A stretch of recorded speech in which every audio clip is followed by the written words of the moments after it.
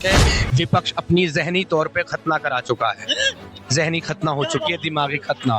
बस अब जो है देखिए, हिंदू की बात ही नहीं है, जो भी गैर मुस्लिम है, जहाँ जहाँ इनकी तादाद बढ़ेगी, इनकी जनसंख्या बढ़ेगी, वो सबका नरसंहार तो करने वाले हैं, सभी को मुर्गों बकरों की तरह काटने वाले हैं। लेकिन बांग्लादेश में जो एक हिंदू लड़का दीपू, उसको ऊपर ईश निंदा का, गुस्ताखी का इल्ज़ाम लगा, जिहादियों ने, जंगलियों ने, इन सुअरों की भीड़ ने जिस तरह से मारा है, मतलब देखा नहीं गया। और किताब इस दुनिया में कुरान मौजूद है, तब तक इस दुनिया में इंसानियत बाकी नहीं रहेगी, इंसानियत का नामो निशान मिटता रहेगा। कमियां संगा जब भी तुम्हारे पड़ोस में कोई एक मुस्लिम आके रहने लगे, तो अपने बाहर जो है दरवाजे पे, गेट पे कुत्ता ना बांध के एक सुअर बांधना शुरू कर दो, हिंदुओं का नरसंहार। देखिए, हिंदू की बात ही नहीं है, जो भी गैर मुस्लिम है, जहाँ जहाँ इनकी तादाद बढ़ेगी, इनकी जनसंख्या बढ़ेगी, वो सबका नरसंहार तो करने वाले हैं, सभी को मुर्गों बकरों की तरह काटने वाले हैं। लेकिन मैंने जो देखी है घटना बांग्लादेश में, जो एक हिंदू लड़का दीपू, उसको ऊपर ईश निंदा का, गुस्ताखी का इल्ज़ाम लगा, जिहादियों ने, जंगलियों ने, इन सुअरों की भीड़ ने जिस तरह से मारा है, मतलब देखा नहीं गया। और उसके घर वालों का, उनकी फैमिली का रोना पीटना तड़पना।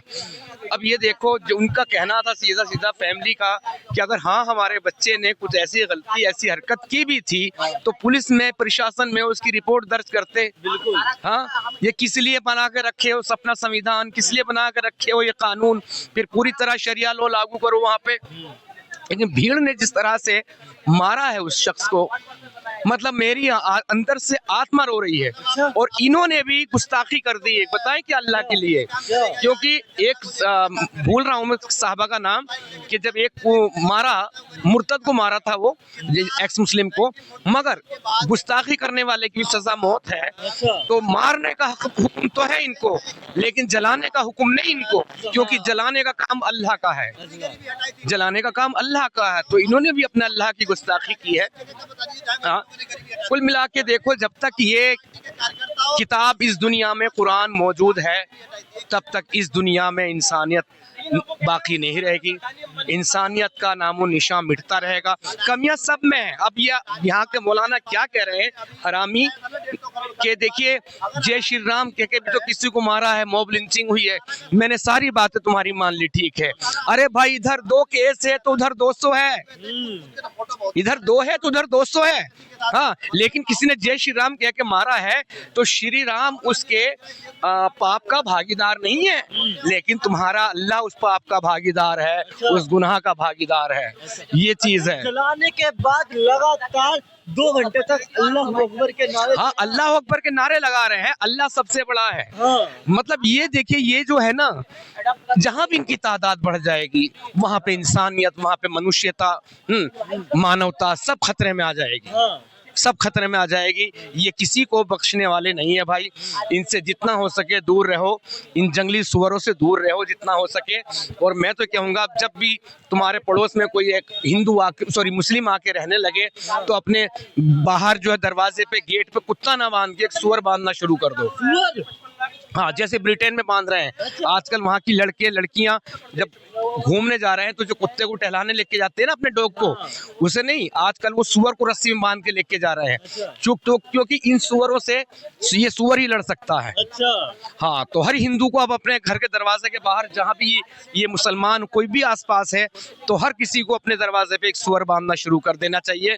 तभी इन सुअरों से निजात मिलेगी, तभी ये सुअर हमारी बस्तियों को छोड़ छोड़ के दूसरी बस्तियों में भागेंगे। आखिर कैसा पैगाम है, कैसी आहट आई है ये, क्योंकि बोला जा रहा है कि जहाँ 1 तारीख को हैप्पी न्यू ईयर मनाया जाएगा और 25 दिसंबर की क्रिसमस, उससे पहले ये इस तरीके की बांग्लादेश आग देने वाली वीडियो, यहाँ तक कि भारत के दूतावास को जला देना, वहाँ के जब पत्रकार मीडिया हाउस उसे तक फूंक देना, आखिर कौन सा पैगाम है? पैगाम तो यही पैगाम है ना, वो जो क्या कहते हैं, घोलता उबलता हुआ जहर का वो जो था लावा, हाँ। उस पे शेख हसीना ने एक ढक्कन रख रखा था, अच्छा। उसे बंद कर रखा था। हाँ। लेकिन जैसे शेख हसीना हटी, हाँ, तो फिर ये दुर्घटना घटी। ये तो बहुत पहले से हो जाता, अब सहारा मिल गया उसको पाकिस्तान का। हाँ। वही पाकिस्तान जिन्होंने इतने बलात्कार विश्व में कहीं ना हुए हो जितने उन्होंने किए हैं, और खाली हिंदुओं के साथ ही नहीं किए, बलात्कारी देखता नहीं है किसी को, मुस्लिमों के साथ भी बहुत किए।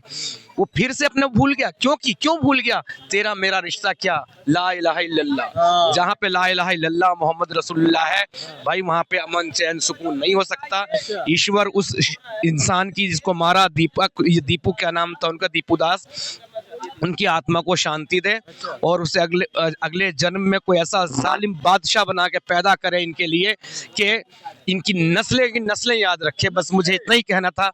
जय हिंद, वंदे मातरम। भारत के विपक्ष अभी चुप है। अब भारत के विपक्ष चुप क्यों है आखिर इस पर, जो सेकुलर के नाम पे बहुत ज्यादा बोलते हैं? भारत का देखिए, विपक्ष तो हमेशा से चुप रहेगा। हाँ, अगर इस तरह से किसी मुसलमान को मारा होता हिंदुओं ने, अच्छा। तो पूरा विपक्ष एकजुट एक साथ आके खड़ा हो जाता। ये इंसानियत का कत्ल किया है जी, मानवता का कत्ल किया है जी, ये अच्छा नहीं किया जी, ये भगवा वो चल रहा है, क्या कहते हैं, भगवा आतंकवाद। भगवा आतंक चल रहा है, ये हो रहा है, वो हो रहा है। पूरा विपक्ष चिल्लाने लगता, पूरा बॉलीवुड चिल्लाने लगता, बड़े बड़े बिजनेसमैन चिल्लाने लगते। लेकिन यहाँ पर कोई कुछ नहीं बोलेगा। क्यों नहीं बोलेगा? क्योंकि वोट बैंक खतरे में आ जाएगा, है ना, वोट बैंक खतरे में आ जाएगा, बॉलीवुड वालों की ऑडियंस खतरे में आ जाएगी। ये सारी चीजें हैं भाई। ये विपक्ष नहीं है, ये बहुत, इसे विपक्ष कहना गलत है। मैं तो अधर्मी कहूंगा, अधर्मियों की गैंग। आप अधर्मियों की गैंग कह रहे हैं, लेकिन अमित शाह कह रहे हैं कि वापस लेके आएंगे सभी हिंदुओं को। अब तो सभी हिंदुओं को नहीं देंगे, ये सॉल्यूशन नहीं है, ये हल नहीं है। वापस नहीं लेके आना। हमारा देश इतना बड़ा, इतनी जनसंख्या का लोड हमारे ऊपर पहले से है। हाँ, अगर अमित शाह जी ने कहा है तो ऐसा नहीं होगा। नहीं, सुनिए पहले। रोहिंग्याओं को मार मुर के जैसे भी होगा निकाला जाएगा, सबको खदेड़ा जाएगा।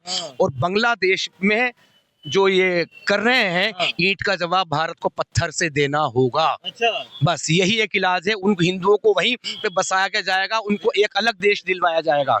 ओबीसी साहब, इतना बोलने वाले व्यक्ति न, वो यहाँ तो सभी चुप रहेंगे। अब ये बात पूरी कर लूं, एक दूसरा बांग्लादेश, एक हिंदू बांग्लादेश भी बनेगा दूसरा, तभी ये सब कुछ होगा, वरना इससे पहले कुछ हल नहीं है। अच्छा, जिसको लेकर के बांग्लादेश में इतनी हिंसा हो रही थी, उस व्यक्ति ने बांग्लादेश के एक नया मैप लॉन्च करा था, जिसमें कि भारत के भी कई हिस्सों को बांग्लादेश में मिला दिया गया। नहीं, इनका तो सुअरों का काम है ना, कि जहां भी इन्हें देखे हराम का खाने की आदत है।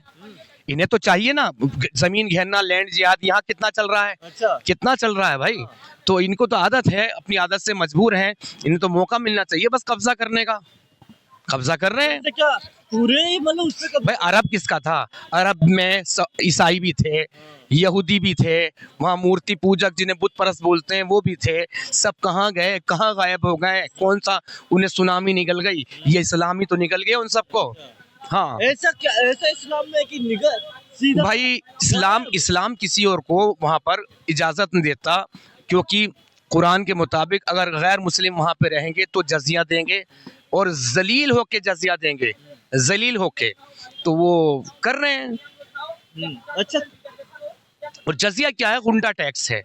तुम हमारे इलाके में रह रहे हो, जैसे तुम कोई बड़ा भाई है, गुंडा भाई, हाँ, वो कह आगे भाई साहब ये तुम्हारे लोग बड़े परेशान कर रहे हैं। हाँ ठीक है, चल अपने बच्चों को थोड़ा सा चाय पानी नाश्ता के दे दिया कर। अच्छा। ये है जजिया।